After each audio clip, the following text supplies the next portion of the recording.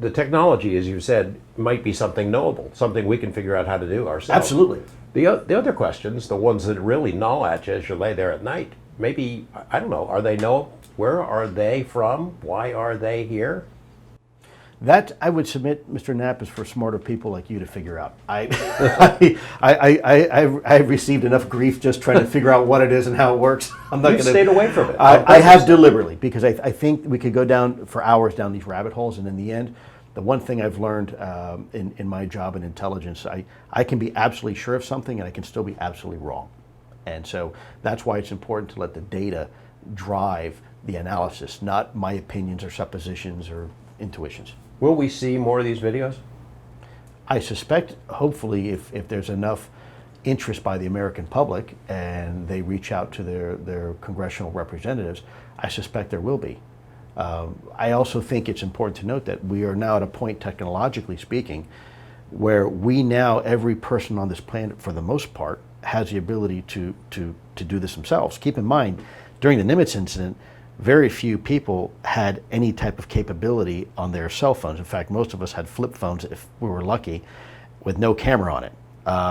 Now everybody has, iPhones with cameras and a level of definition and fidelity that we've never ever had in the history of mankind. Everybody now is a potential collection platform, so to speak, and everybody now has the ability to take pictures of high resolution that can then be further analyzed.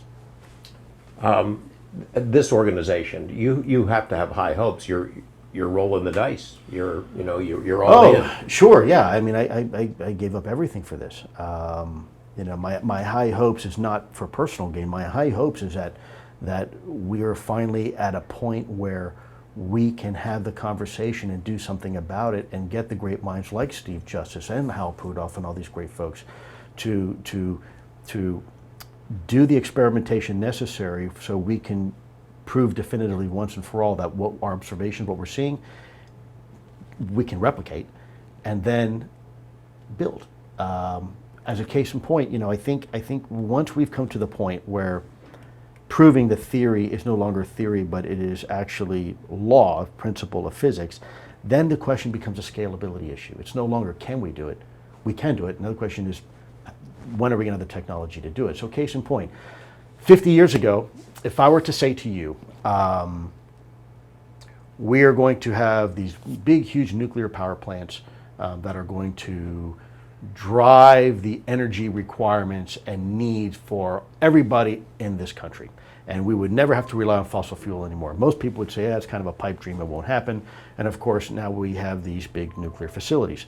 But if I were to tell you even 50 years ago, even more importantly, that one day every Navy boat out there, for the most part, a big ship will have its own private nuclear reactor on board, they would probably lock me up in an institution thinking I was nuts.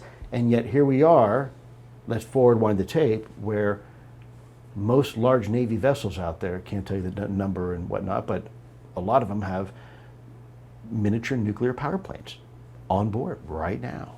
And these ships have incredible capabilities to do things ships have never been able to do before. So it's a scalability issue. What once took the size of a square city block got miniaturized down now to something roughly the size of a suitcase. Well, I think that's we've come pretty far in 50 years, right?